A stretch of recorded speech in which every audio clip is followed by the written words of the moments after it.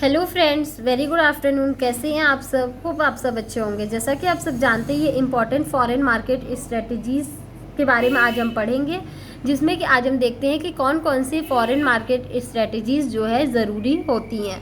तो इसमें देखिए बेसिकली 10 होता है। पहला exporting, joint venture, outsourcing, franchising, turnkey project, foreign direct investment, merger and acquisition, licensing, contract manufacturing और strategic alliance.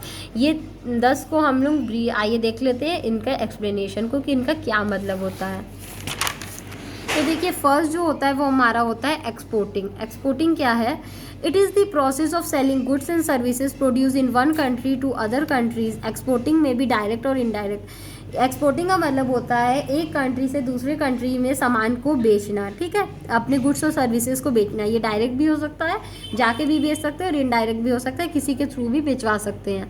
Under direct export, a company capitalizing on economics of scale in production concentrated in the home country stabilize a proper system for organizing export function and procuring foreign sales, ठीक है, foreign scales. देखिए direct export में क्या होता है, एक जो company होती है वो अपने होम कंट्री में ही रन करती रहती है और अलग अलग तरीके का प्रोडक्शन करती है, और एक प्रॉपर वो सिस्टम बना के रखती है कि वो उसको कैसे एक्सपोर्ट करना है अपने प्रोडक्ट को बाहर। लेकिन जो इनडायरेक्ट एक्सपोर्ट होता है उसमें देखिए क्या होता है, involves exporting through domestically based export intermediates. The exporter has no control over his product in this foreign market. लेकिन इनडायरेक्ट जो एक्सपोर्ट होता है वो वहाँ पे कंपनी खुद नहीं एक्सपोर्ट करती है अपने प्रोडक्ट को। वहाँ क्या करती है, जो भी एक्सपोर्ट के फंक्शन में इन्वॉल्व होता है, यानी जो भी लोग क्या करते हैं, एक्सपोर्ट करते हैं होम कंट्री के सामान को फॉरेन मार्केट में, वो जो कंपनी होती है वो जाके उनको दे देती है अपने प्रोडक्ट को, और वो उसके प्रोडक्ट को क्या करते हैं, एक्सपोर्ट कर देते हैं फॉरेन मार्केट में। नेक्स्ट जो होता है वो आपका होता है जॉइंट वेंचर। जॉइंट वेंचर देखिए क्या होता है, it is a strategy used by companies to enter a foreign market by joining hands and sharing ownership and management with another company. It is used when two or more companies want to achieve some common objective and expand international operation. It is used to meet shortage of financial resources, physical और managerial resources. देखिए जब कोई company क्या होती है, अब मतलब उसकी पास मान लीजिए पैसे की कमी है, फिजिकल चीज़ों की कमी है, या उस पास रिसोर्सेज की कमी है, तो वो क्या करती है, अपनी कंपनी को दूसरी यानी फॉरेन कंपनी के साथ मर्ज कर लेती है, और दोनों क्या करते हैं, साथ में मिलकर कुछ समय के लिए काम करते हैं अपने अपने ऑब्जेक्टिव को पूरा करने के लिए, ठीक है। इसी को हम लोग जॉइंट वेंचर करते हैं। नेक्स्ट जो है वो आपका है आउटसोर्सिंग। देखिए आउटसोर्सिंग का मतलब क्या होता है, it is a cost-effective strategy used by companies to reduce cost by transferring portions of work to outside suppliers rather than competing in internally. It includes both domestic and foreign contracting and also offshoring, relocating a business function to another country. देखिए outsourcing का मतलब क्या होता है, जब ये company क्या करती है, उसको बहुत अपनी चीज़ों के कॉस्ट को, अपने प्रोडक्ट के कॉस्ट को कम करना चाहती है, तो वो क्या करती है, उसका जो भी काम है, जो इतना टोटल काम है, उसके थोड़े काम को क्या करती है, वो आउटसाइड सप्लायर को दे देती है, ठीक है, अपने न करके आउटसाइड सप्लायर को दे देती है और उन पे जिम्मा सौंप देती है कि आप इस सारे वर्क को करिए। इसी को हम लोग आउटसोर्सिंग बोलते हैं। नेक्स्ट होता है फ्रेंचाइजिंग।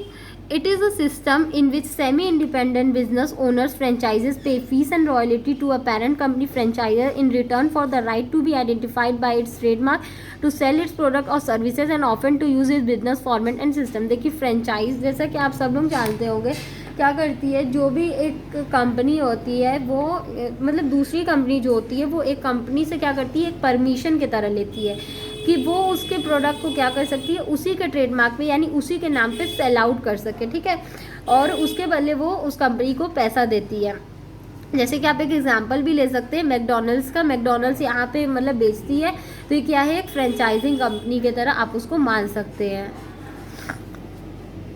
देखिए नेक्स्ट जो है आपका है वो है टर्न की प्रोजेक्ट। टर्न की प्रोजेक्ट का मतलब क्या है, it involves the delivery of operating industrial plant to the client without any active participation. A company pays a contractor to design and contract new facilities and train personnel to export its process and technology to another country. Turnkey project may be of various types: build, own and develop, build, own, lease and transfer, build, own, operate and transfer। देखिए turnkey project का मतलब क्या होता है, जब एक company दूसरी company को अपनी सारी चीज़ें पास कर देती है, एक्सपोर्ट कर देती है, ताकि वो क्या कर सके, वो अपना बिजनेस चला सके। ये किसी भी तरीके से हो सकता है, या तो वो बनाएगी, उसको ओन करेगी और उसी का डेवलपमेंट करेगी, या तो बनाएगी, ओन करेगी, लीज करेगी और ट्रांसफ़र कर देगी दूसरे को, या तो बनाएगी, ओन करेगी, ऑपरेट करेगी, अपने कुछ समय तक चलाएगी और फिर उसको ट्रांसफ़र करेगी। ठीक है, ये 3 तरीके से हो सकता है। नेक्स्ट जो है वो आपका है foreign direct investment. Foreign direct investment का क्या मतलब होता है? It is a mode of entering foreign market through investment. Investment में भी डायरेक्ट और indirect through financial institution. FDI यानी foreign direct investment influence the investment pattern of the economy and helps to increase overall development. The extent to which FDI is allowed in a country which is subject to the government regulation of that country, it can be done by purchasing share of company property and assets. देखिए, foreign direct investment का मतलब क्या है? जब कोई home country का person अपने पैसे को फॉरेन में इन्वेस्ट करना चाहता है तो वो क्या करता है, वहाँ के शेयर्स में, वहाँ के प्रॉपर्टी में, वहाँ के एसेट्स में अपना पैसा इन्वेस्ट कर देता है। तो इसी को हम लोग बोलते हैं foreign direct investment. Next point है आपका mergers and acquisition. Mergers and acquisition का क्या मतलब है? A merger is a combination of 2 or more distinct entities in one, the desire effect being accumulation of assets and liabilities of distinct entities and several other benefits such as economics of scale, tax benefits, fast growth and diversification etcetera. Merger का मतलब होता है जब 2 या 2 से ज़्यादा company मिलकर एक कोई नई कंपनी फॉर्म कर लेती है तो उसको क्या बोलते हैं हम लोग? मर्ज बोलते हैं, कि वो दोनों कंपनियां आपस में मर्ज होकर एक कंपनी बना ली है। ठीक है, और वो उनकी जितनी भी एसेट्स लाइबिलिटी होती है तो सब चीज़ एक में मर्ज हो जाती है। लेकिन एक्विजिशन का मतलब देख लीजिए, acquisition implies acquisition of controlling interest in a company by another company. It does not lead to disclosure of companies whose shares are acquired. It may be a friendly or hostile acquisition or a bail out taken over. देखिए, acquisition का मतलब क्या होता है? जब एक company दूसरे company पे कंट्रोल करती है, ठीक है, उसकी सारी चीज़ों को देखती है। इसमें डिस्क्लोजर मतलब किसी भी एक कंपनी, कोई भी एक कंपनी ख़त्म नहीं होती है, दूसरे में जाके नहीं मिलती है। इसमें क्या करती है, 2 कंपनियां होती हैं लेकिन एक कंपनी दूसरे कंपनी को कंट्रोल करती है। एक्विजिशन में ये होता है। नेक्स्ट है आपका लाइसेंसिंग। लाइसेंसिंग में देखिए क्या है, licensing is a method in which a firm gives permission on to a person to use its legally protected product or technology, trademark or copyright, and to do a business in a particular manner for an agreed territory. It is a very easy method to enter foreign market as less control and communication is involved. The financial risk is transferred to the license and there is better utilization of resources.